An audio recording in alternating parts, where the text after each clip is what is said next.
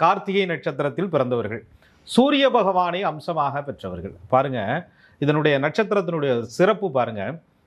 அக்னி தத்துவம் என்று சொல்லக்கூடிய நெருப்பு ராசின்னு என்று சொல்லக்கூடிய காலச்சக்கரத்தினுடைய முதன்மையான ராசின்னு சொல்லக்கூடிய மேச ராசிகள் முதல் பாதம், 2, 3, 4 பாதங்கள் அழகுன்னு சொல்லக்கூடிய, ஐஸ்வர்யம்னு சொல்லக்கூடிய, லக்ஷ்மி கடாட்சம் சொல்லக்கூடிய, ஸ்திரமான புத்தின்னு சொல்லக்கூடிய, எதையும் அப்படியே நிதானமாக பொறுமையாக அதை காத்திருந்து அதை ரசனையோடு செய்யக்கூடிய ஒரு தன்மை கொண்ட அந்த ரிஷபத்தில் இருக்கக்கூடிய 3 பாதங்கள்.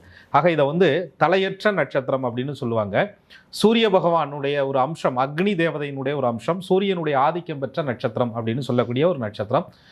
இந்த நட்சத்திரக்காரர்கள் ரொம்ப ஸ்பீடாக, தன்னம்பிக்கையாக, அதே நேரத்தில் அந்த தன்னம்பிக்கையில் ரொம்ப நிதானமாக, ரொம்ப பவர்ஃபுல்லான ஒரு ஆளாக, எடுத்த காரியத்தை அப்படியே எந்த விதமான அச்சமும் இல்லாமல், எந்த பயமும் இல்லாமல், அதை ஒரு துணிச்சலோடு எதிர்கொண்டு, எல்லாரும் சோதனை வருது அப்படின்னு சொன்னால் அதோட ஒரு முடங்கி கிடக்கக்கூடிய சூழ்நிலையில் கிருத்திகை நட்சத்திரத்தில் பிறந்தவங்களுக்கு எப்போல்லாம் சோதனை வருதோ, எப்போல்லாம் ஒரு பிரேக் வருதோ, எப்போல்லாம் தடை வருதோ, அப்போ தான் இவங்க இன்னும் ஸ்பீடாக வேலை செஞ்சுக்கிட்டே இருப்பாங்க.